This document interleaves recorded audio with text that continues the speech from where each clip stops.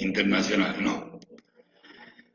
Nosotros en el encuentro anterior habíamos desarrollado la Convención de Viena sobre Derechos de los Tratados entre Estados y las diversas etapas que prevé la Convención que lleve a su celebración. Creemos que este tema es importante para manejarlo, pero nos permite obviamente tener un marco general concreto de lo que implica el Estado. Desde el punto de vista del tratado, desde el punto de vista del derecho, resulta importante ver las probabilidades que existan en lo que hace a las causas de nulidades que van a estar centradas fundamentalmente en la manera en la que se presta el consentimiento. Esto creo que ya lo habíamos visto, al igual que las reservas. El artículo 38 del Estatuto de la Corte Internacional de Justicia realiza, decíamos en el encuentro anterior, una enumeración de las fuentes del derecho. Esta enumeración, también habíamos señalado, no tiene un carácter taxativo, sino que es meramente enunciativo, por lo tanto, las fuentes del derecho son más numerosas que las allí mencionadas. Una breve reseña sobre la costumbre internacional. La costumbre internacional, sin duda, que es la más antigua de las fuentes del derecho, como lo constituye dentro de las fuentes del derecho interno también la costumbre, sobre todo en el derecho interno, si tenemos en cuenta que el proceso de codificación operado en el siglo XVIII-XIX trajo como efecto la importancia de la ley que ha desplazado la costumbre tanto en el derecho internacional en lo que respecta a su primacía.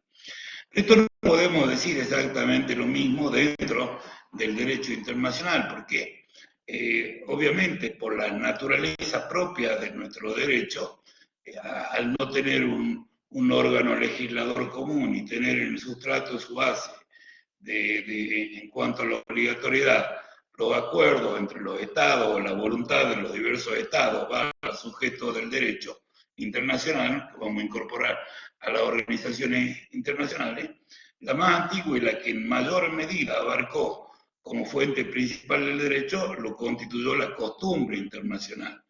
Es decir, el tratado sí aparece, no de la manera en la que lo habíamos analizado. Recuerden que la Convención de Viena del 69 dice acuerdos celebrados por escrito, lo que nos da la idea de que la escritura, en tanto tratado, encuentra ya sus primeros activos en la Paz de París, el Tratado de Utrecht. Pero mientras, la historia de la humanidad se viene moviendo a partir de relaciones que se dan de hecho y que van generando costumbres. La costumbre internacional como fuente del derecho reúne exactamente los mismos requisitos que habremos estudiado en el primer año al hablar de la costumbre como fuente del derecho. Esto es elementos objetivos y subjetivos. Nada más que tiene su propia particularidad. Como toda costumbre, es la repetición de una determinada conducta u omisión, vamos a ver. Esto es objetivo. Lo que va a variar es la necesidad de que una costumbre dentro del derecho interno debe repetirse a lo largo del tiempo. Esto no es exactamente así en el marco de la relación entre el sujeto de derecho internacional, porque basta que tenga alguna asiduidad y que haya sido realizada esa conducta o omisión entre los sujetos durante un breve tiempo, de manera tal que exprese de alguna manera la voluntad de que he entendido esto como pauta de derecho, será suficiente, y así lo señaló en más de una oportunidad la Corte Internacional de Justicia. Así que bueno, la repetición de actos varía la consideración en cuanto al tiempo en que se debe mantener, y otro elemento que es fundamental en cuanto a distinción entre una y otra concepción de la costumbre como fuente del derecho, es que en el derecho interno, en cualquier sociedad, para que una costumbre sea considerada obligatoria, es necesaria que sea reconocida por la generalidad de personas a las que va dirigida. Esto no ocurre en el derecho internacional. Vuelvo, por la misma característica las relaciones jurídicas a las que está destinado. Por eso podemos hablar de costumbres que se den entre dos estados, es suficiente en la medida que se ha repetido la conducta o la omisión que ha generado efectos jurídicos entre dos estados. Por ejemplo, la situación respecto de una delimitación que no está escrita ni prevista en ningún tratado.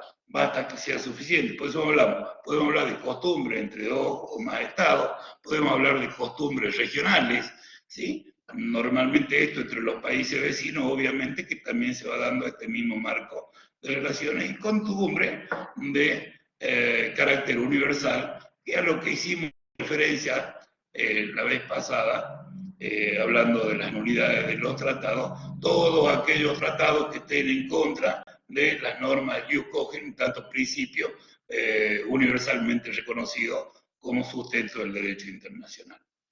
En lo demás, la conciencia de obligatoriedad aparece como necesaria para darle el tinte jurídico, si no será cualquier costumbre.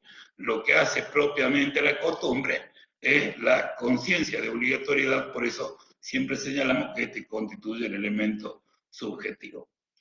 Las otras fuentes, la doctrina y la jurisprudencia, son fuentes auxiliares, obviamente.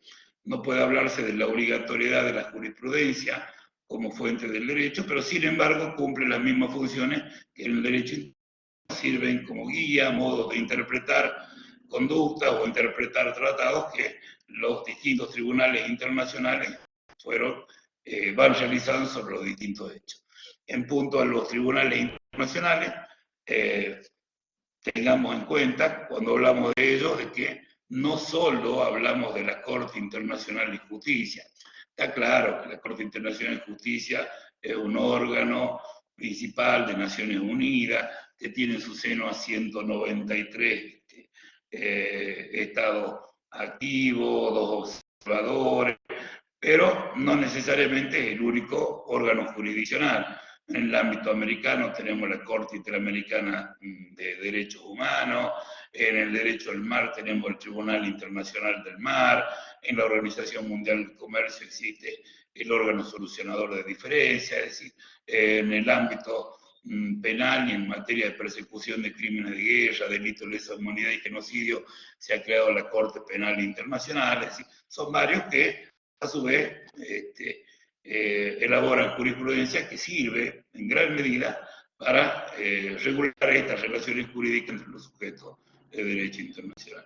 Dicho sea de paso y entre paréntesis, si buscamos jurisprudencia de la Corte Internacional de Justicia, es accesible a todo el mundo la jurisprudencia, basta entrar a la página de Naciones Unidas, vamos al link de la Corte Internacional de Justicia y ahí podemos recorrer la jurisprudencia de esta Corte, que está puesta a disposición de quien quiere acceder, periodizada en distintos años. Bueno, finalmente el 38 dice, bueno, en definitiva, dirá en otras palabras, la Corte puede resolver, si así las partes lo han acordado, de acuerdo a la aplicación de la equidad. Equidad como principio general de justicia, con la amplitud necesaria que en ocasiones, como decía Aristóteles, a veces la ley por ser demasiado general, en caso particular se vuelve injusta y ahí la corrige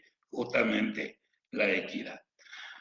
Volviendo a la naturaleza del artículo 38 del Estatuto, repetimos, en primer lugar, que no implica que primero el tratado, luego la costumbre, no hay un orden de prelación para la aplicación de las normas, se aplica según sea conveniente y prudentemente aplicable a los diversos casos que se han resuelto en los tribunales internacionales.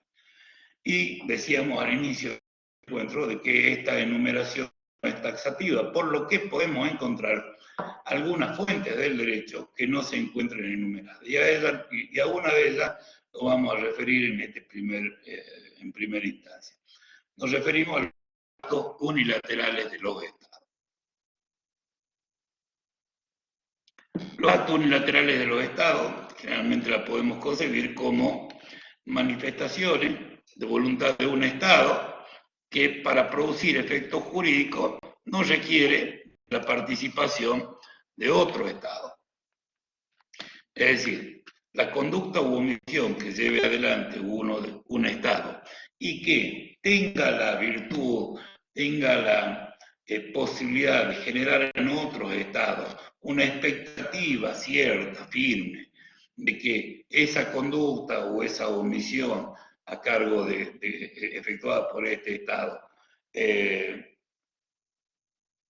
genere la posibilidad, tenga la virtualidad o la posibilidad de generar efectos jurídicos que impliquen responsabilidad internacional.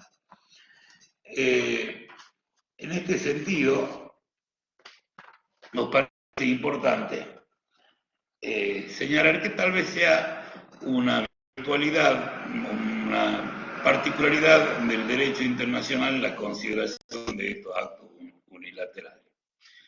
Diez de Velasco hace una referencia a un instituto del derecho procesal inglés, está de moda ahora el Reino Unido, tiene por nombre Stoppel, ¿sí? El Stoppel o Stoppel constituye dentro de un proceso, ha sido esgrimido como la posibilidad de que la acción o inacción de una parte dentro del proceso genere en la otra una expectativa, de manera tal que cuando quiera desdecirse de esa conducta u omisión el sujeto productor del Stoppel, no le pueda ser endilgado en tanto de que debe hacerse cargo de sus propias conductas. Es decir, la conducta generada dentro del proceso ha producido efectos jurídicos o la expectativa de que se producen efectos jurídicos, gracias Rafael, ¿sí? Una expectativa en la otra parte, de manera tal que no pueda volver sobre sus propios pasos sin negar lo que hizo. De alguna manera es muy similar a la doctrina de los actos propios que nosotros estudiamos dentro de nuestro derecho interno.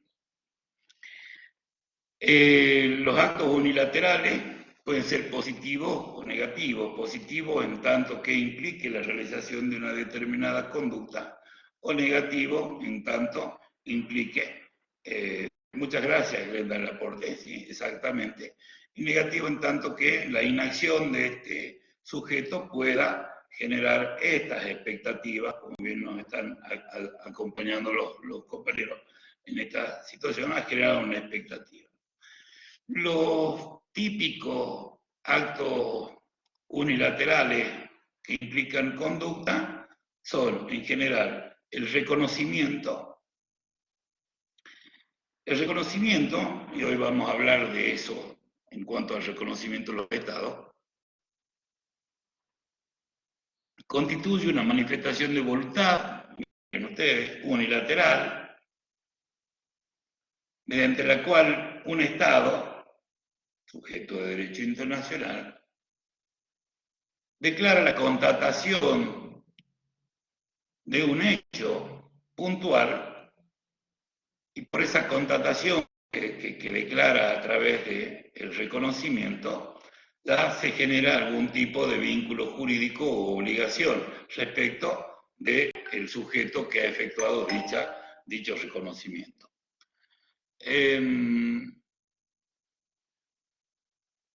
Nosotros hoy vamos a avanzar sobre reconocimiento de Estado y reconocimiento de gobierno.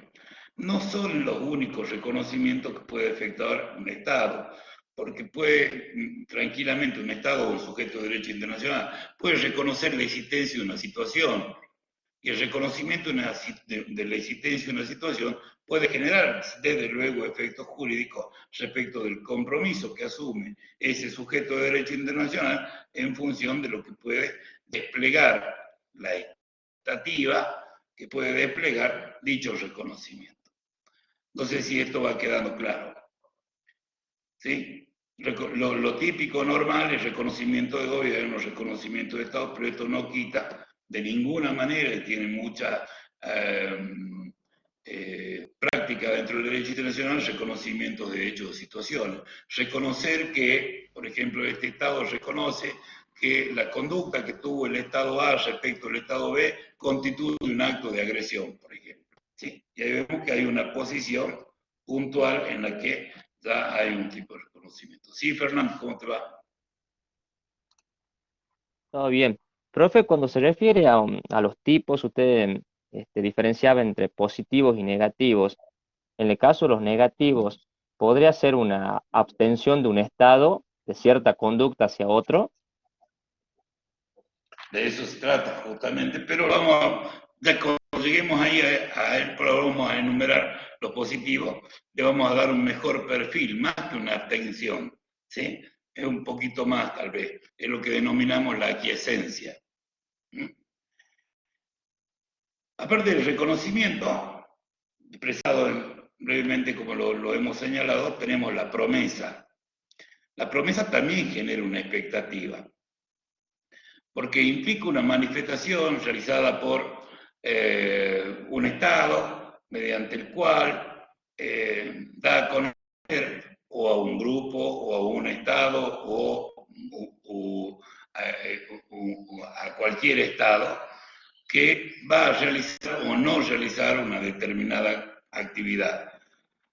El cumplimiento de esa promesa puede generar, de alguna manera, puede generar sin lugar a dudas responsabilidad internacional. ¿En quién prometió?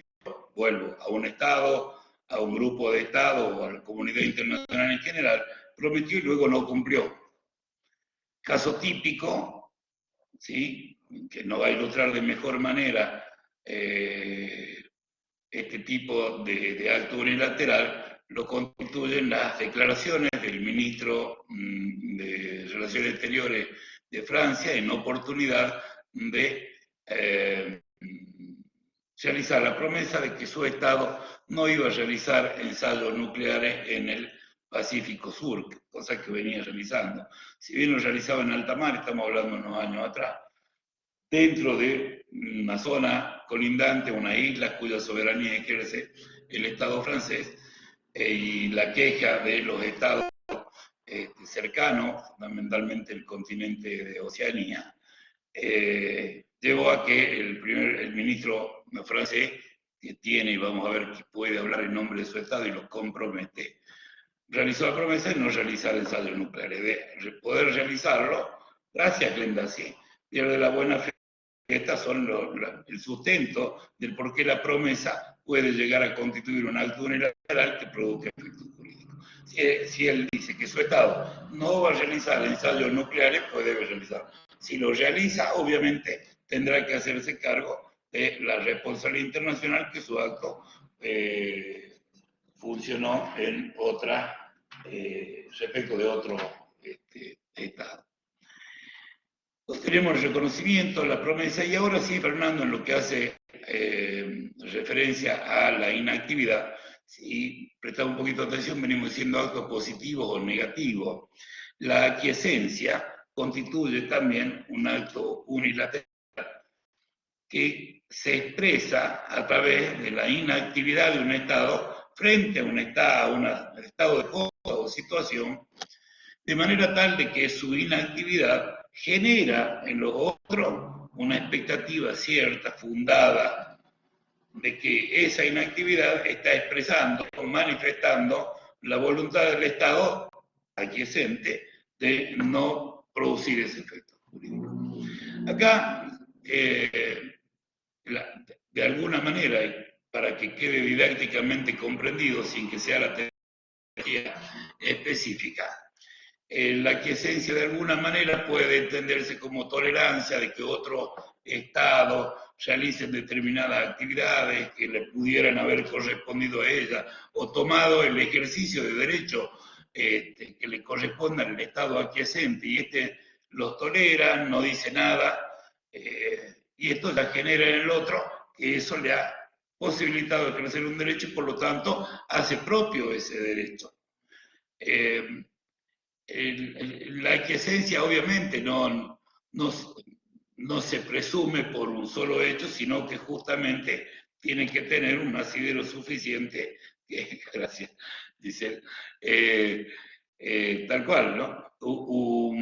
Esa expectativa se debe asentar ciertamente en la inequívoca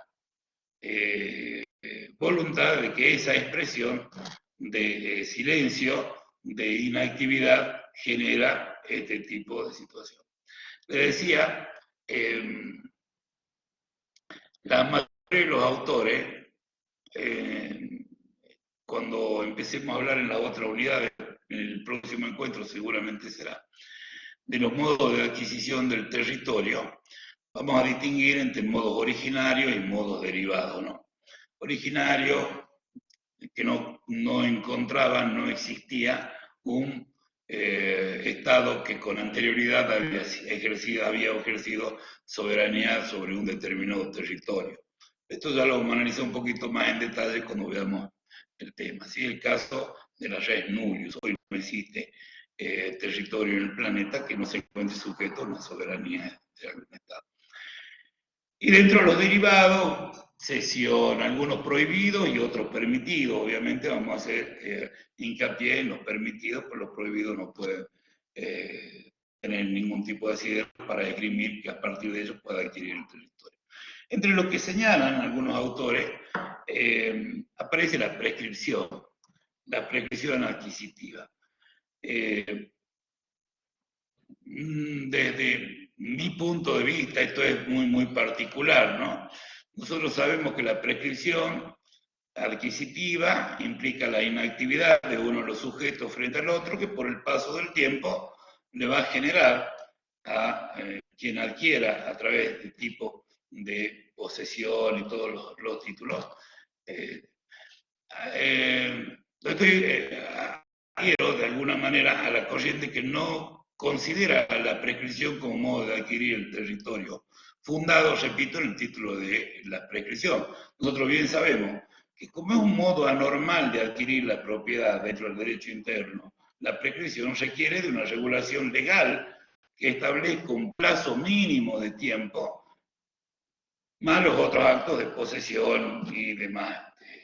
Acá en el derecho internacional puede existir la posesión, pero la determinación del tiempo sería muy subjetiva. No hay ninguna norma del derecho internacional que entienda que transcurrido 10, 100 o 500 años se puede aplicar la prescripción. Creo que en ese caso el fundamento podría ser no la prescripción, sino la aquiescencia del Estado que hubiera sido titular de ese derecho. En el caso puntual de la soberanía sobre un espacio territorial. No sé si está medianamente claro ya la aquiescencia, al igual que los otros actos unilaterales. Hay más, pero lo importante y lo central de un acto unilateral es que no requiere expresamente de la aceptación de otro sujeto, ¿sí? Más allá de las formas en las que se puede presentar, promesa, adquisición, promesa, reconocimiento, demás. Pero cosa distinta ocurre con los actos normativos de las organizaciones internacionales. Y acá vamos a hacer una breve aclaración, aunque luego lo repitamos cuando hablemos de la subjetividad internacional de las organizaciones internacionales. Ya adelantamos que una organización internacional es un sujeto de derecho internacional que nace necesariamente a partir de la voluntad de dos o más estados. No existe organización internacional que no nazca a partir de la voluntad de los estados. Originalmente, organizaciones de segundo grado pueden crearse a partir de la voluntad de varias organizaciones, pero el sustrato siempre va a ser los estados. Ya sabemos que el Estado, desde el punto de vista del derecho, es el creador y el destinatario de esas normas. Y en consecuencia es el que va conformando este complejo. Las organizaciones internacionales, es característica de ellas que nazcan a partir de un acuerdo, un tratado constitutivo, decíamos, impulsado por la voluntad de los diversos estados. Y establece órganos, y esos órganos también características propias de la organización internacional, son las que hablan en nombre de la organización. Esos órganos, y nos vamos a referir puntualmente a Naciones Unidas, el caso de la Asamblea General, que es el órgano amplio, participativo e igualitario, en el que todos los estados que forman parte de Naciones Unidas tienen un voto, es el más democrático de los órganos que tienen Naciones Unidas, emite recomendaciones, emite resoluciones, son normas jurídicas. La cuestión está dada en el alcance que tengan estas resoluciones o declaraciones de Naciones Unidas. Como declaraciones que son, sabemos que por la naturaleza cualquier declaración no tiene un carácter imperativo, tanto sea norma, sino que son líneas, directrices que sirven como punto de referencia para la realización de determinadas actividades. Y la pregunta que solemos hacernos es si las resoluciones de la Asamblea General son obligatorias o no para todos los estados. Y acá hay que distinguir, serán obligatorias, gracias Glenda, serán obligatorias porque, ¿para quiénes? Para los sujetos que se encuentran dentro de esa organización internacional. Por eso el juego de mayoría y minoría de cualquier asamblea. Pero no puede obligar a ningún otro sujeto que se encuentre fuera del ámbito de Naciones Unidas. Cosa distinta serán las operaciones para el mantenimiento de la paz y las competencias que pueda llegar a tener el Consejo de Seguridad en los capítulos 6 y 7 de la Carta de Naciones Unidas para el mantenimiento de la paz y seguridad internacional. Pero muy bien, Glenda, las resoluciones también tienen un alto contenido de fuerza moral, para llamarla de alguna manera, que constriñe, no jurídicamente, pero sí desde el punto de vista de una presión social internacional a los sujetos a los que va dirigida esas resoluciones que sanciona la Organización de Naciones Unidas a través de la Asamblea General de la ONU. Esto para terminar lo que constituye en fuente, haciendo una muy breve reseña de cada uno de ellos. No perdamos de vista, y acá viene lo que pretendemos hablar hoy, que es justamente lo previsto en unidad 6. Hecho un paneo. A ver, la lógica del desarrollo del programa de estos encuentros es, si bien este es el segundo encuentro o tercero, no me acuerdo.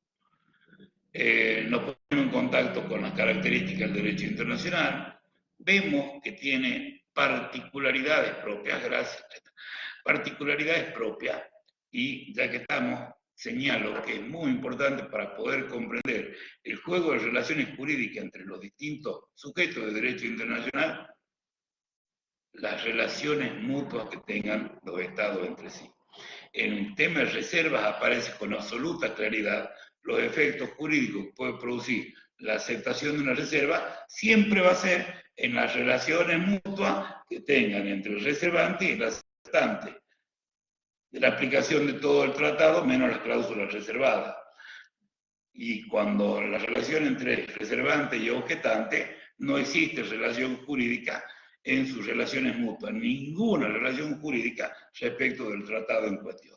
Es decir, que el juego de las relaciones mutuas entre los sujetos de derecho internacional es lo que hace y pone la dinámica de funcionamiento en términos prácticos de este derecho internacional. Hecha la excepción de las normas jus cogens, que son de aplicación universal. Pero para hablar de derecho, recorremos la fuente y nosotros sabemos, sobre todo a esta altura de la carrera, que el derecho está hecho para regular conducta. ¿Sí? El derecho, y lo repetimos hasta el cansancio, no constituye un fin en sí mismo, sino que es un medio, una herramienta, un mecanismo para la consecución de los fines de cualquier sociedad. Y en el caso de la sociedad internacional contemporánea, fundamentalmente está hecha para la paz, seguridad internacional, y vamos a ver que también para el desarrollo económico de los diversos estados. En definitiva, y como los estados tampoco constituyen un fin en sí mismo, sino que también son medios, herramientas que sirven para la dignidad de la persona humana, si hay paz, el beneficio del individuo, si hay desarrollo económico, social, político, cultural, el beneficio del individuo.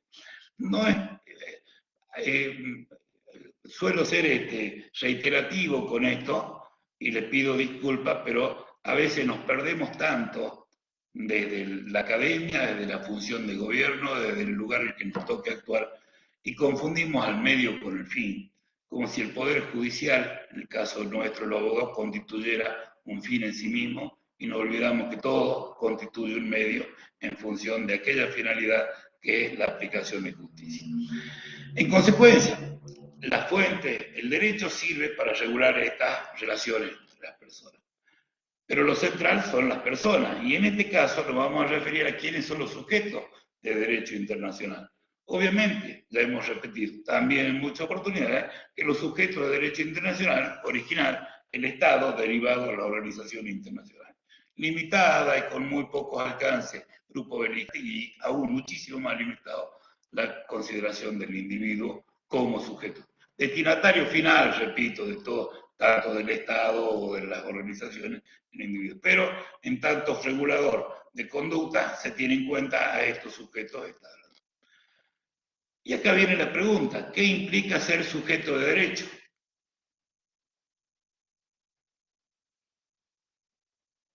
¿Por qué decimos que alguien es sujeto de derecho? Ahora el micrófono, charlemos un ratito.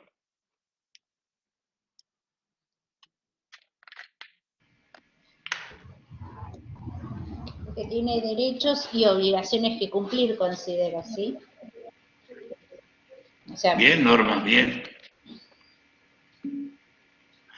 Tener capacidad para ejercer derechos y obligaciones, dice Cristian.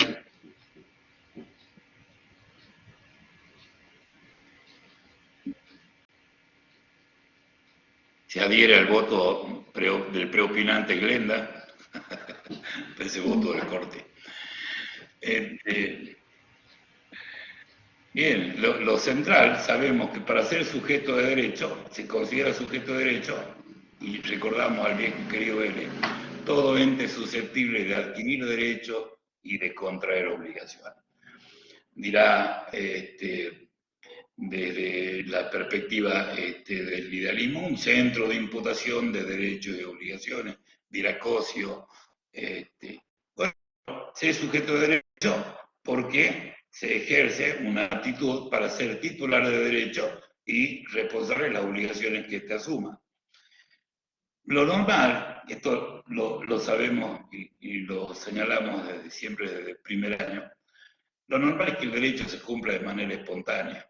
Nosotros todos, dentro del derecho, todos los días de nuestra vida, pero no todos nuestros actos, no. La gran mayoría de nuestros actos están dentro del mundo del derecho.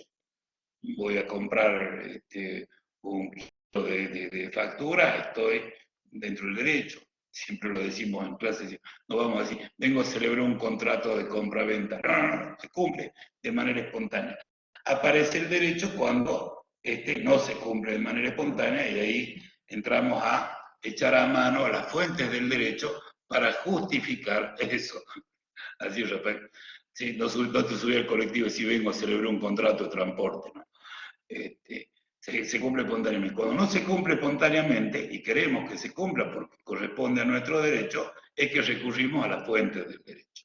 ¿Quién recurre a la fuente del derecho? Los sujetos. Sujeto, entonces, del derecho internacional será todo aquel que tenga la aptitud para ser titular de derechos y obligaciones. Pero junto, y este es el concepto, con la posibilidad de ser titular de derechos y obligaciones, también está la de ejercicio. Pero no ejercicio en el sentido que no, con gran acierto nos acercaba a Enzo, sino en lo que desde el punto de vista procesal llamamos legitimación activa y legitimación pasiva. Cuando uno va a iniciar una demanda solicitando que se cumpla un derecho, es titular del derecho, vamos nosotros como apoderado o abogado patrocinante acompañando a quien tiene el derecho, y acreditamos tener legitimación activa. Tener legitimación activa implica ser titular de ese derecho que vengo a reclamar. Y a la persona a la que voy a reclamar, a esa persona jurídica, debo acreditar también de que se encuentra legitimado pasivamente. Es titular de una obligación, es responsable de una obligación, pero a él, a esa persona, al deudor, el deudor debe estar, lo demando contra él porque entiendo que tiene legitimación pasiva. Si le debo dinero a Norma, ¿sí? Norma no puede accionar contra Giselle pidiendo que le pague lo que yo le debo, pues no está legitimada pasivamente. ¿Estamos? Esto es lo normal corriente dentro de cualquier proceso ordinario. Estas son características básicas, en consecuencia, que también son aplicables al derecho internacional para la consideración de la subjetividad internacional.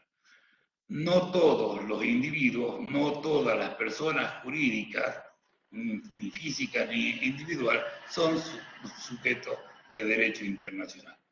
Para ser sujeto de derecho internacional, tenemos que tener la capacidad para ser titular de derecho. Y obviamente que el principal sujeto es el Estado. Ahora pregunto, y vamos a recorrer nuestra memoria. Glenda, y ser parte, para ser parte tenés que ser legitimado activo o legitimado pasivo. Esto es ser titular, exacto. O sea, Estado parte. En cualquier relación jurídica un Estado puede ejercer ese derecho o esa obligación. Ahora, vamos a preguntarnos sobre lo obvio, o no tan obvio. ¿Qué hace falta o cuáles son las características que debe tener para considerar a un sujeto Estado? Dicho en otra pregunta, ¿cuándo existe Estado? Tomemos como punto de referencia la formulación, gracias Glenda, la formulación que se hace del Estado político moderno. Territorio, población y gobierno, dice Glenda, y Rafael aporta gobierno. Sí, nosotros lo vamos a permitir no entrar a desarrollar ningún tratado ni tampoco innovar en este desarrollo de la ciencia política. Fíjense de qué manera Nicolás Maquiavelo la historia lo ha maltratado, mala propaganda le terminó aplicando, pero sin duda que Maquiavelo es el padre del Estado político moderno, no porque lo haya inventado ni creado de ninguna manera, sino porque lo describe estos elementos básicos en cuanto a la conformación de un Estado. En ese proceso de transformación universal que se venía dando, sirvió como guía, un modelo, para que hoy podamos decir que los elementos mínimos para la existencia de un Estado lo constituye una población, un territorio, y yo me permito, le decía recién, ampliar un poquito más el concepto y no quedarnos con gobierno, sino hablar de una organización jurídico y política. Nosotros desde el punto de vista de la actualidad podemos decir que el elemento básico es que un Estado tenga una organización jurídico-política, uno de cuyo componente será el gobierno. De otra manera, si confundimos gobierno con Estado, es que no hemos sabido separar a la persona jurídica de uno de sus elementos o confundimos a la persona jurídica con su representante. Ahí ya vamos a llegar a la pregunta que estaba haciendo Cristian, ¿sí? La organización jurídico-política entonces es un complejo normativo, organizacional, que en el caso de Argentina y en la gran mayoría de los países de Occidente se asientan sobre una idea constitucional, tengan o no constitución escrita. Lo básico, y decía el gran maestro Germán Vidal Campos, allí a donde encontremos derechos reconocidos para los individuos, garantías para su cumplimiento y consecuentemente límite al poder, el poder no tiene límite, no hay derechos, y límite al poder, ahí nos encontramos en presencia de un esquema de una sociedad constitucionalmente organizada, organización jurídico-política. Vuelvo a lo que decíamos hace rato, centro de la actividad política, centro de la actividad social, centro de la actividad jurídica, el individuo. El Estado y la sociedad tiene al individuo como el gran protagonista, sin que ello implique que tomemos posición por una concepción de la sociedad individualista en extremo, como lo plantea el liberalismo extremo, ni tampoco sociedad hacerlo extremo, como lo plantea los esquemas totalitarios. Es el individuo. Esa organización jurídica y política se expresa a partir de la protección de la dignificación de la persona humana, poniéndole límite al poder. Este es el primer gran acuerdo a partir del cual existen las sociedades democráticas, o más que democráticas, constitucionalmente establecidas. Uno de cuyos elementos es el gobierno. Bueno, salimos de constitucional, nos volvemos a internacional público. Y estas características o elementos mínimos, vamos a encontrar autores que ponen 4, 5, 6 elementos mínimos para considerar el Estado, pero de mínima, con estos 3 nos alcanza, es suficiente. La mirada que le da el derecho internacional no es exactamente la misma, o tiene su propia particularidad que le puede dar la ciencia política para perfilar la existencia de un Estado. En primer lugar, la población, grupo humano que habita sobre un determinado territorio, como bien nos ayudaba, creo, decía, y sobre el cual ejerce una soberanía. El ejercicio de la soberanía implica el no reconocimiento de un poder superior al que puede ejercer esta organización jurídico-política. La población. En alguna oportunidad le dijeron a la Corte Internacional de Justicia, miren, acá hay una zona que nosotros creemos, un territorio, que nosotros creemos que es tierra de nadie, porque la población que está ahí es nómade. Y la Corte le dijo, no interesa las condiciones en las que elija vivir la sociedad, ni es condición necesaria para considerar que un Estado tiene población que ésta sea sedentaria. Por lo tanto, en cuanto a la consideración, no interesa la forma en la que éste se expresa o vive, sea nómade, sedentaria, resulta indiferente. Lo que sí es importante, desde el punto de vista del derecho, la consideración es de que tenga permanencia en ese territorio. Por otro lado, el elemento población, desde la perspectiva del derecho internacional, se encuentra también vinculada con el trato al extranjero, porque si bien en principio la soberanía se ejerce sobre los nacionales de un Estado, esto en nada impede de que cuando existen extranjeros dentro del territorio de un Estado al que llamamos población, preste atención el derecho internacional. No cabe la menor duda de que dentro de cada uno de los Estados va a regular las condiciones de nacionalidad y aún las condiciones bajo las cuales se va a regular la extranjería o el derecho de los extranjeros dentro del territorio. En la Argentina tenemos la ley de migraciones que va a establecer los distintos tipos de residencia y cómo funciona cada uno de ellos, qué obligaciones tiene el Estado, cuáles los extranjeros. Entonces está regulado dentro del derecho interno. Pero al derecho internacional sí le interesa, de alguna manera, por las características propias, cómo va a ser el trato al extranjero, independientemente de los acuerdos que puedan tener entre los Estados. Cuando veamos el vínculo en nacionalidad en una bolilla, más adelante, vamos a ver este tipo de relación y de qué manera puede, en principio, la voluntad de los Estados ver de regular sus relaciones. Vamos a estudiar el derecho comunitario, por ejemplo, del tipo de la Unión Europea, donde existe un derecho donde las fronteras en cuanto a la residencia de los nacionales de un Estado a otro resulta en principio indiferente, comunitario. Que no es lo mismo que lo tenemos nosotros, que es derecho a la integración, a donde se mantiene. Y si yo quiero ir a Uruguay, a Chile, a Brasil, basta con el documento de identidad. En otros países requerirá pasaporte y en otros visa. Eso va a conformar de alguna manera también la mirada que el derecho internacional puede dar. Lo que va a exigir el derecho internacional respecto a la población, en todos los casos, particularmente la extranjera, es de que en todos los estados se les pueda brindar un estándar de vida. En cuanto al territorio, la perspectiva del derecho internacional va a interesarle de que el territorio se encuentre medianamente definido. Nosotros, la Argentina, como un país cuyo territorio se ha ido conformando a partir del título que hemos esgrimido, que es el Luti Posidetti, como sucesores del Virreinato de Río de la Plata o de la corona española, y que fuimos conformando nuestro territorio. Y esto no se solucionó el día que hemos declarado la independencia, ni mucho menos. Sabemos perfectamente bien que hasta muy poco tiempo seguimos con algunos problemas limítrofes. Y aún tenemos reclamos de ejercicio de soberanía sobre territorios que consideramos Argentina y que no podemos definitivamente poseer.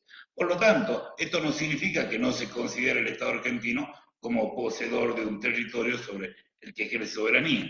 Entonces, lo que dijo la Corte no es necesario que se encuentre total y definitivamente establecido cuáles son los límites en los cuales un Estado ejerce soberanía. ¿Estamos acá? Y finalmente, la organización jurídico-política rige un principio, el principio de no intervención en los asuntos internos de los Estados. Este principio de no intervención en los asuntos internos de los Estados, si bien ya se esboza en la Carta de Naciones Unidas, aclaramos, no sé si lo dijimos o lo vamos a repetir, Naciones Unidas tiene propósito y principio. Anoten en algún lado para que no nos olvidemos, los propósitos son los fines de la organización y los principios, los medios, las herramientas, mecanismos para la consecución de esos fines. Diferencia entre propósito y principio, hablamos de fines y de medios. Dentro de los principios se esboza el principio de no intervención en los asuntos internos del Estado. No obstante, esto se refuerza con absoluta claridad en la resolución de la Asamblea General de Naciones Unidas, número 2625, que expresamente señala como un principio del derecho internacional la no intervención en los asuntos internos de los Estados. Y, aclaro, subrayo, negrita y letra 24, en principio, la organización jurídico-política de los Estados les resulta indiferente al derecho internacional. Recuerden, en principio, porque vamos a hablar enseguida de lo que 26-25, Benjamín.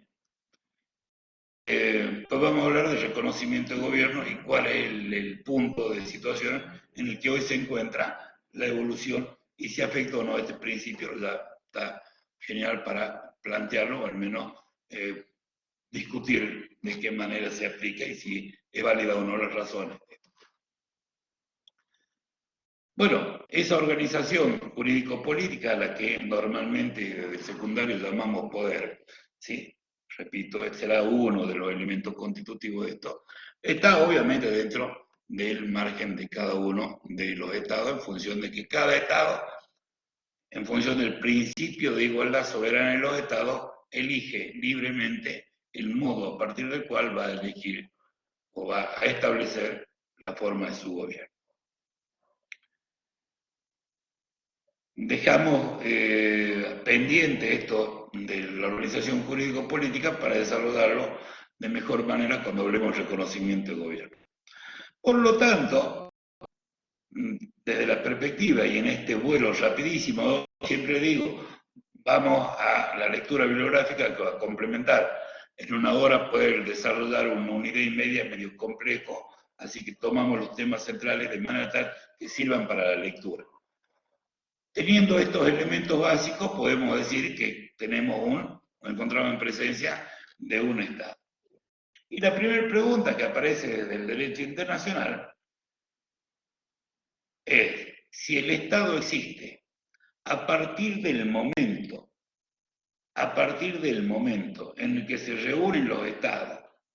Pero claro, como los individuos, los Estados dentro de la comunidad internacional están dentro de una comunidad internacional, por lo tanto, no están solos.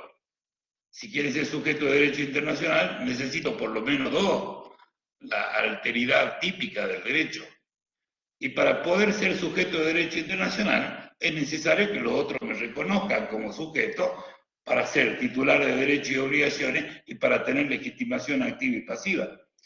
Y acá volvemos, la pregunta es, ¿desde cuándo existe el Estado? ¿Desde que se reúnen los elementos o desde que es reconocida por la comunidad internacional, por grupo o por uno o dos Estados? Y estas son las dos teorías que se desarrollaron al respecto. Por un lado, la teoría declarativa,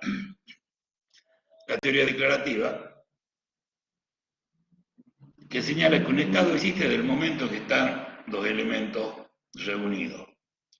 Y que el reconocimiento de ese estado no tiene más que un efecto declarativo. Y acá vamos al acto unilateral, reconocimiento de estado. Va a producir efecto solamente para quien lo reconozca respecto del sujeto reconocido. Relaciones mutuas, lo que hablamos también, para que vamos juntando las partes. Esta es la teoría declarativa. El estado sigue con prescindencia de su reconocimiento por los demás estados. Ese reconocimiento solo tiene efecto declarativo porque ya hace con anterioridad. La otra posición, de alguna manera más práctica, dice, sí, vos podés tener todos los elementos, pero en la medida en que no te reconozcan, no tenés existencia en el ámbito del derecho internacional. Por lo tanto, el reconocimiento de Estado tiene efectos constitutivos. Y esta es la teoría constitutiva. Declarativa existe y el reconocimiento no hace nada más que constatar la existencia del Estado y independientemente de su existencia. Y la constitutiva existe a partir del reconocimiento. Esto no es un problema que se haya planteado en el proceso de independencia de los estados americanos cuando del siglo XVIII, XIX. Ni tampoco es un problema que se genera a partir del proceso de colonización de la década del 60. Este es un problema constante dentro de la comunidad internacional. Si no, yo los invito a que indaguemos y veamos cuántos estados existen en el mundo. Hagan el intento, busquen, ahora que tenemos esta maravillosa herramienta que es Internet, a ver cuántos estados en el mundo y si existe algún acuerdo de la cantidad de estados. El sustrato de esta problemática de no saber cuántos estados existen en el planeta está dado en función de los posicionamientos que tengamos, declarativos o constitutivos. Va a estar dado porque pueden existir estados que se consideran estados pero que no han reconocido otros.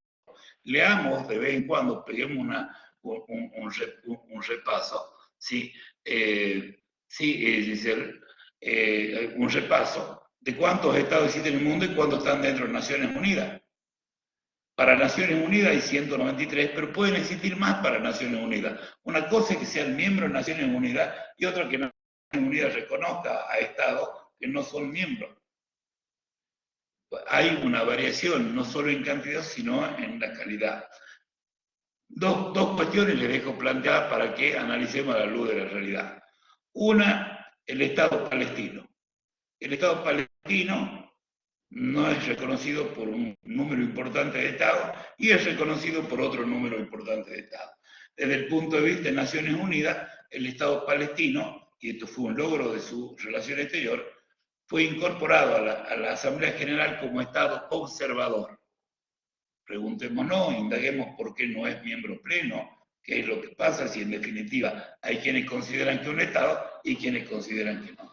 Y otro también para pegar una mejor lectura de la realidad, el problema es Taiwán. Taiwán es un Estado, exactamente, Benjamín. El problema del Donetsk en Ucrania también tiene que ver con reconocimiento o no, lo que plantea Rusia, si es que existe un verdadero reconocimiento o no, son cuestiones para ver. Pero volvemos al tema Taiwán. ¿China considera que Taiwán es un Estado? No. Los países que se encuentran bajo la influencia china, que son socios, y tampoco. Estados Unidos, Reino Unido, que consideran que sí. El problema del reconocimiento es un problema de relaciones del derecho internacional, fundamentalmente enmarcado en las relaciones. Vuelvo, no olvidemos, para la solución de los conflictos, las relaciones y reconociente. Este es otro tema para plantear. En definitiva, dentro de las dos teorías, declarativa y constitutiva, la declarativa es bastante lógica, razonable, porque existe con independencia de los demás, pero también es cierto que desde el punto de vista de la efectividad y práctica si un Estado no se relaciona con los demás, no es sujeto, ni es sujeto de derecho. Y para relacionarse con los demás requiere de su conocimiento. ¿Está claro hasta acá?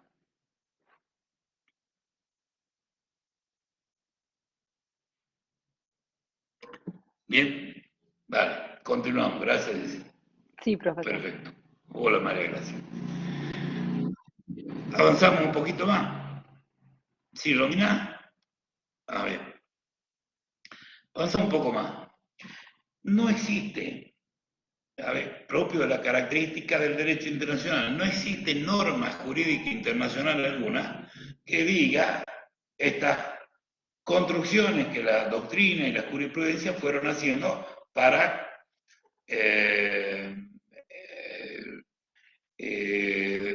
decir o sostener la existencia de un Estado. La constatación correrá de la existencia del Estado por cuenta de quienes lo reconozcan o pretendan conocer. No existe norma alguna que diga para que exista Estado debe concurrir población. Son construcciones que se fueron, vuelvo a repetir, construyendo desde la doctrina y desde la jurisprudencia y la misma práctica internacional. Pero lo que sí existe, y como principio de derecho internacional, es el no reconocimiento de estados que hayan nacido a partir del empleo, del uso de la fuerza.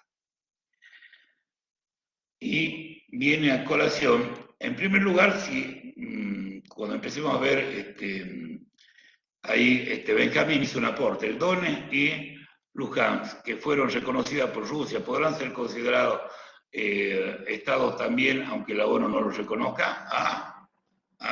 ¿Cómo será?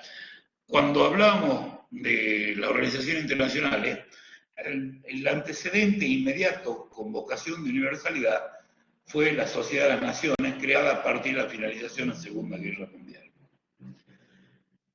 Una de las causas, obviamente, esta organización internacional no tuvo demasiada vida porque obviamente no pudo resolver los problemas de la época.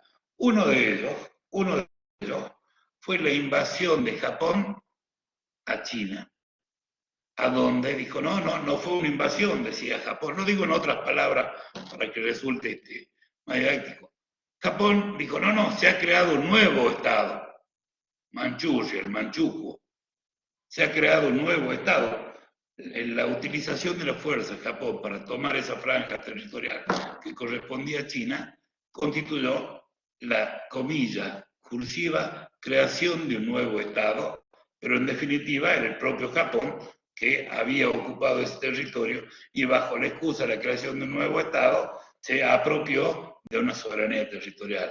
Pregunto, Benjamín, tal vez, y si pecamos de parcial, me hago cargo. ¿No será algo parecido el reconocimiento, un eventual reconocimiento de los eventuales estados dentro de Ucrania que reclaman la Unión Soviética para reconocerlo? Será cuestión de ir analizando desde el tiempo o no estas cuestiones. Lo que no puede, repito, ser admitido desde ningún parecido. Sí, eso, nosotros decimos cualquier parecido con la realidad, en este caso no es coincidencia. Lo que no puede, vuelvo a repetir, desde el punto de vista del derecho internacional, es tolerarse el uso de la fuerza para la adquisición. Lo vamos a desarrollar de todas maneras en la unidad siguiente, que son los modos de adquisición del territorio, la resolución 2625, muy bien, Giselle, la resolución 2625 de la Asamblea General de Naciones Unidas expresamente manifiesta, no se reconocerá ninguna adquisición territorial que haya provenido del uso de la fuerza o de la amenaza. Sí, Giselle. Ahí está, el profesor. Sí, pasa que tarda en activar el audio. Pareció la situación de Pakistán que comentaba al principio, pero de todas maneras, para la observación, ¿no? Como la ONU trata igual de alguna manera captar, de incorporar, aunque sea con esa figura media inventada, ¿no? No reconocerlo del todo, pero sí hacerlo partícipe dentro de la ONU, ¿no?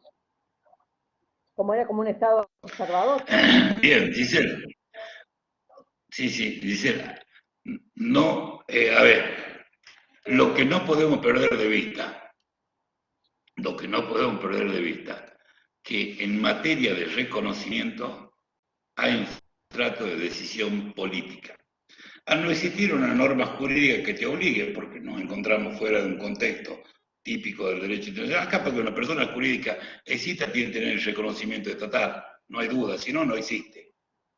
Sus autores serán solidarios e ilimitadamente responsables, por efecto está la sanción. En el ámbito internacional no existe esta norma limitadora, por lo tanto siempre el sustrato de reconocimiento va a ser una decisión política.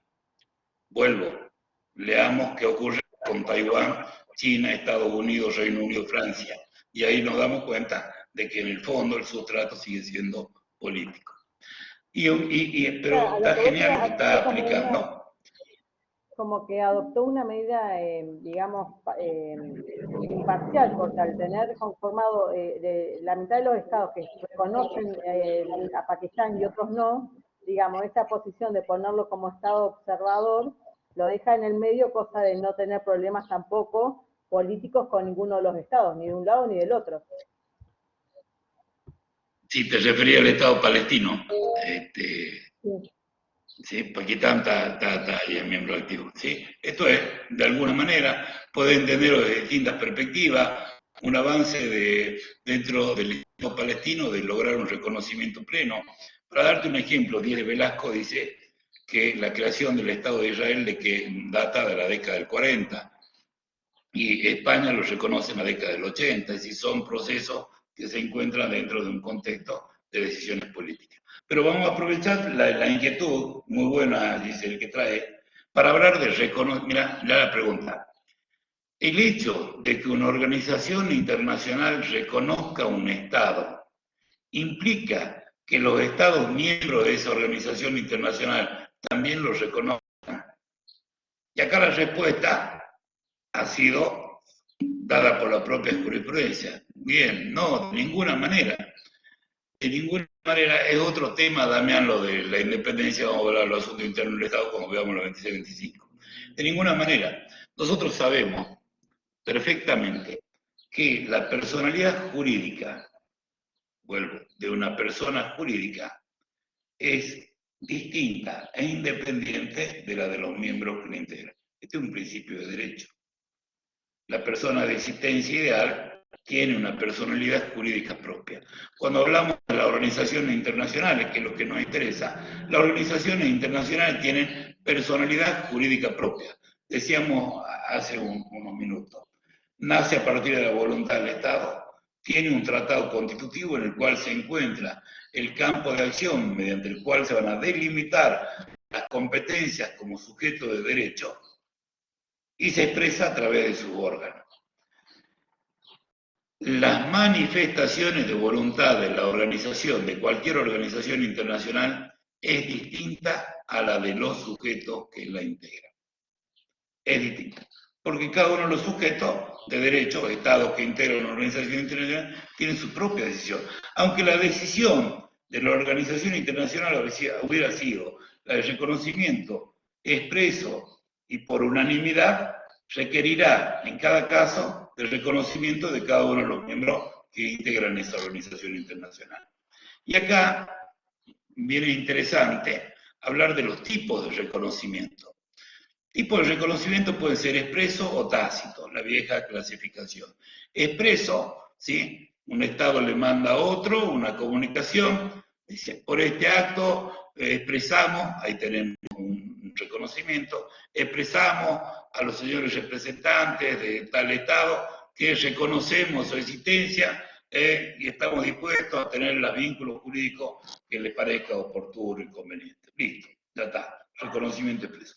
Lo normal, lo común, es de que se sienten entre reconociente y reconocido, celebran un tratado internacional, exacto, ahí vamos Glenda, celebran un tratado internacional en el que se reconocen mutuamente o uno reconoce al otro, deciden en ese mismo tratado entablar relaciones internacionales y colocar sedes diplomáticas de uno en otro y establecer este tipo de relaciones. Esa es la forma expresa que normalmente se realiza o a través de una declaración de reconocimiento o a través de un tratado internacional. La tácita es la que, por hechos puntuales y concretos, va dando idea de que hay reconocimiento del otro Estado y por consiguiente, si ya mando una misión a que vayan a acordar un tratado sobre venta de gas, es porque estoy reconociendo implícitamente a ese otro Estado. ¿Sí? Es decir, puede ser preso tácito. Y acá viene lo que queríamos referirnos cuando hablamos del reconocimiento de la organización internacional. El reconocimiento puede ser, en cuanto al número que participan, individual. Argentina reconoce a Tangamandapio, a otro Estado. El Estado A reconoce individual. Puede realizarse de manera conjunta. Los estados del Mercosur, individualmente, Argentina, Uruguay, Brasil y Paraguay, ¿sí? Elaboran, no en el contexto del Mercosur, 4 estados vecinos, elaboran una declaración conjunta mediante la cual reconocen la existencia de otro Estado. Declaración conjunta. Acá tenemos un reconocimiento colectivo, pero ese reconocimiento colectivo es suma de voluntades individuales. Voluntades individuales. Argentina, Uruguay y Brasil expresan el reconocimiento de la existencia de este Estado y alientan. Cosa distinta, subrayo, es el reconocimiento por parte de una organización internacional. Los dos sujetos que están son el reconociente, que es la organización internacional, no su miembro. La organización internacional, como sujeto de derechos, reconoce al Estado y tendrá relaciones recíprocas. Vuelvo sobre el dato de la realidad. 193 estados partes de Naciones Unidas. Y Naciones Unidas tiene reconocido e incorporado como miembro activo de esa organización a estados que no son reconocidos por otros estados miembros. Bueno, para concluir, el hecho de que una organización internacional reconozca un estado no implica de ninguna manera que los miembros de esa organización lo hayan reconocido. Requerirán en cada caso el reconocimiento, ya sea individual o colectivo, de la existencia y constatación de la existencia de ese Estado para que en sus relaciones mutuas sea aplicable el derecho. Si la organización, la ONU, reconoce al Estado B y dentro de ONU están C, D y H que no lo reconocen, las relaciones mutuas se dan entre la organización y el Estado reconocido, no necesariamente entre estos Estados que no lo reconocen y el Estado que reconoció la organización internacional. Y me animaría a decir, tal vez así, que aunque sea unánime la votación para reconocer a un Estado, requerirá en cada caso puntual el reconocimiento de cada uno de los Estados, individual o grupalmente, a este respecto. Eso es lo que hace a reconocimiento de Estado.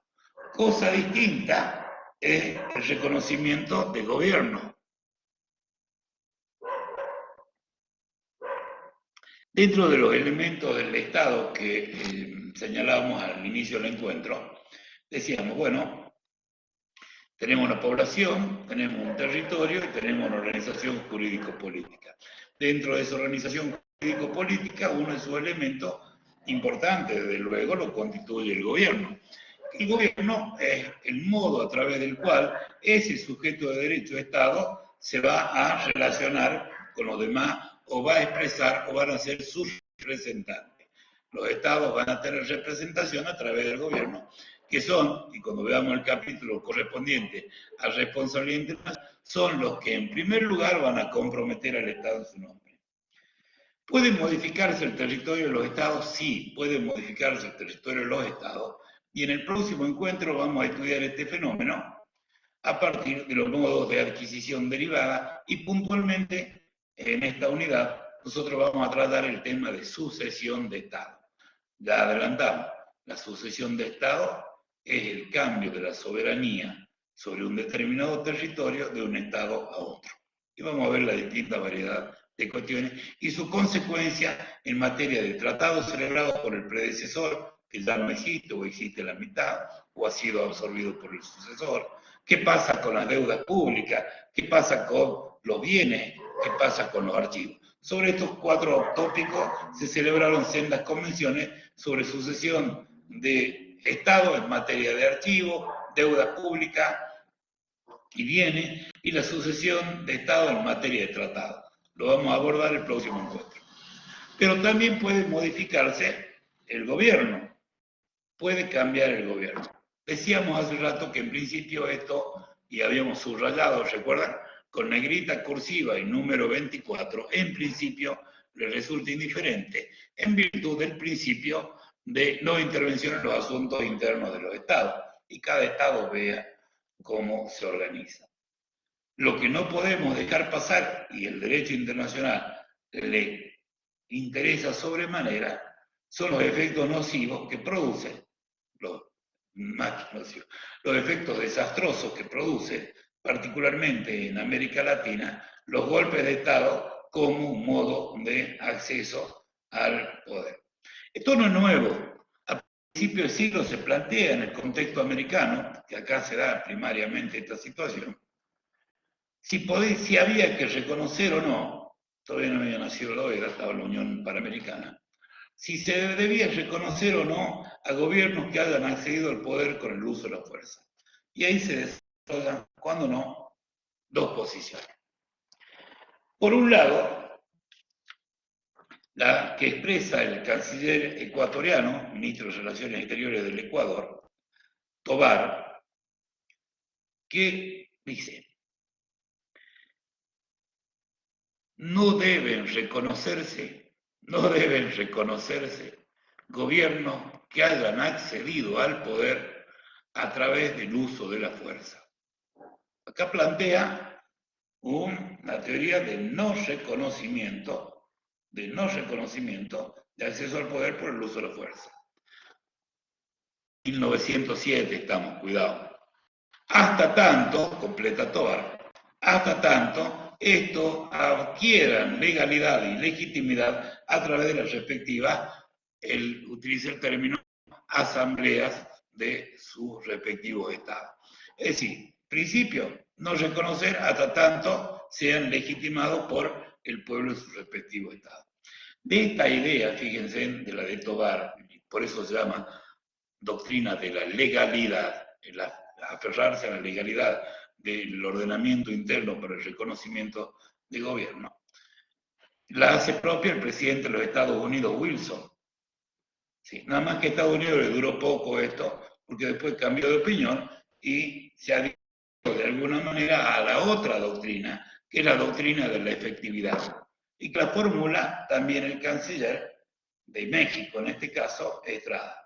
Y él dice: hay que reconocer el ejercicio de un gobierno sin interesar por su origen, en la medida en que éste demuestre, valga la redundancia, efectivamente, de que ejerce la soberanía y las competencias propias del gobierno en cualquier estado. Esta es una doctrina absolutamente práctica y que reconoce cualquier gobierno sin interesar su origen, en la medida en que pueda comprometer internacionalmente al Estado. Si lo compromete internacionalmente el Estado, yo no me meto en los asuntos internos, ustedes vean su problema.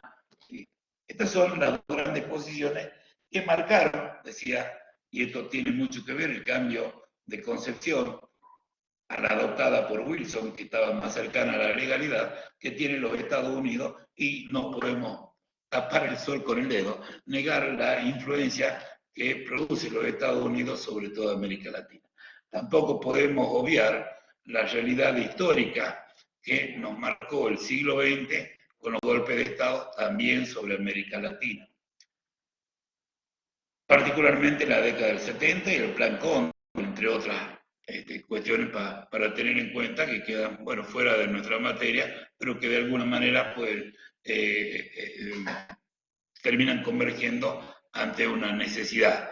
La misma necesidad que desde la segunda doctrina es la de la efectividad, la de Estrada, canciller mexicano, efectividad.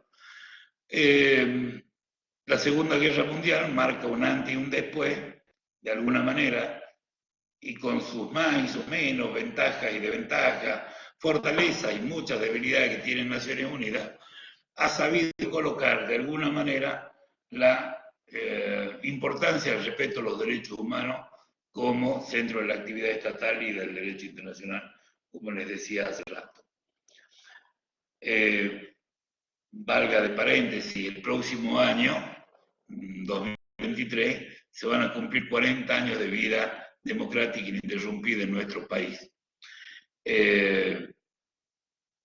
Esto es porque luego de las elecciones de octubre del 83, asume la presidencia del país el doctor Raúl Alfonsín el día, y esto no es un dato casual, 10 de diciembre de 1983, Día de los Derechos Humanos, en conmemoración a que en idéntica fecha del año 1948, la Asamblea General de Naciones Unidas aprobó la Declaración Universal de los Derechos Humanos. ¿Y qué tiene que ver esto? Claro que tiene que ver, más allá de que vayamos a desarrollar aquellas convenciones con posterioridad, tiene que ver porque tiene que ver también con el avance que se fue dando con la idea de consolidar las democracias, particularmente en América Latina. Hoy, prácticamente, dentro de nuestro continente, ya no se discute si Tobar o Estrada, o Tobar con las condiciones que le pone, o Estrada de la efectividad. Periódicamente y cada 3 años, en el contexto de la Organización de Estados Americanos, que también vamos a analizar su composición y de qué manera funciona, se realizan las cumbres americanas que concurren los presidentes de los que conforman la OEA. En ese contexto es que se aprobó, y tomemos nota de esto, que lo incorporamos en el programa de este año, la Carta Democrática Interamericana. La Carta Democrática Interamericana es una declaración que efectúan los presidentes de América Latina, mediante la cual establece, dejan sentado el no reconocimiento, en el contexto de la OEA, no reconocimiento de ningún gobierno que haya vulnerado las normas constitucionales para su acceso al poder. Esto marca una línea importante porque cualquiera sea la forma en la que se haya accedido al poder, por la fuerza o por el fraude, marca una línea que será puesta en consideración de los presidentes que conforman la Cumbre Iberoamericana para no reconocer gobiernos que hayan accedido al poder a través de este modo irregular.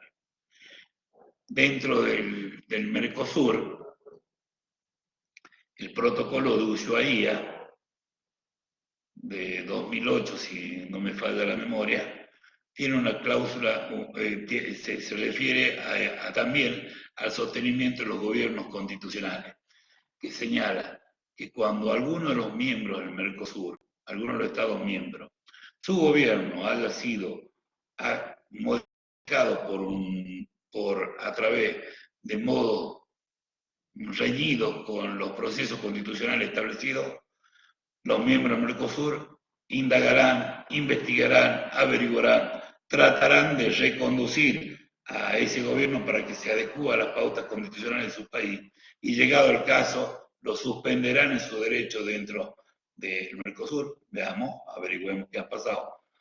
Y eventualmente pueden ser expulsados como miembros del Mercosur. Es decir, tomamos como punto de referencia, hemos creído importante, este año siempre lo mencionamos, pero no lo incluíamos en el programa, hablar de la Carta Democrática Interamericana.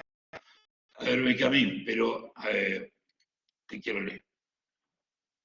Pero ¿de qué sirve si siguen tratando de forma normal con países como hicieron con Venezuela y solo una declaración, la carta puede tener efecto serio? Bueno, a ver, sí, Benjamín, prestamos un poquito de atención y volvemos nuestro paso sobre las fuentes del derecho. Y la reflexión de fondo, y les decía, subrayemos en sus relaciones mutuas. Si tomamos en cuenta la característica del derecho internacional, distinta a la del derecho interno, en cuanto al imperium y cumplimiento de sus normas, va a rondar siempre en función de las relaciones mutuas. La Carta Democrática Interamericana tiene por finalidad eso, guiará pero no obliga necesariamente a los estados a que reconozcan o no reconozcan. Una guía, será un modo que posteriormente puede emplearse para aplicar responsabilidad internacional, pero no se puede dejar de... Y aparte, valga la aclaración, una cosa es la relación con un gobierno y otra cosa son las relaciones particulares entre los diversos estados. Termina siendo una sanción, y esto lo conocemos también, es conocido en América, el bloqueo o el aislamiento de algún estado porque no responda a su gobierno una determinada forma de gobierno. Son cuestiones que en el sustrato, vuelvo a repetir, tienen una decisión política de las organizaciones jurídico-políticas de cada uno de los estados. Distinto es el caso de la Unión Europea.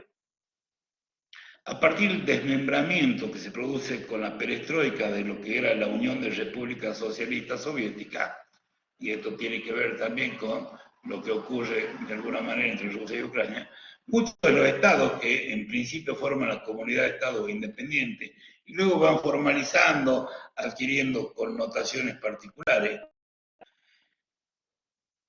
resuelven y solicitan su incorporación a la Unión Europea. La Unión Europea emite una declaración en la que señala, y acá también, de alguna manera, se flexibiliza este principio de no intervención en los asuntos internos del Estado, que podrán formar parte de la Unión Europea aplicable al desmembramiento de la ex Yugoslavia. Podrán formar parte todos de la Unión Europea, todos aquellos estados que estén de acuerdo con los objetivos, que firmen la Carta y que adopten como forma de gobierno uno de los sistemas democráticos. Democrático puede ser, monarquía no es contrario a democracia. Las monarquías parlamentarias tienen un sustrato, un fundamento democrático. Basta leer los perfiles del parlamentarismo y vamos a encontrar república parlamentaria y monarquía parlamentaria.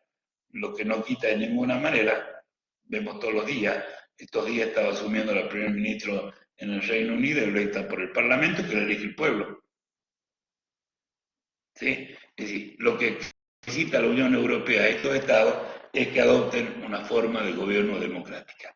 Esto, le decía, también de manera tal que se respeten los derechos fundamentales de las personas. Vemos que respecto de, para concluir, que las cuestiones con el reconocimiento de gobierno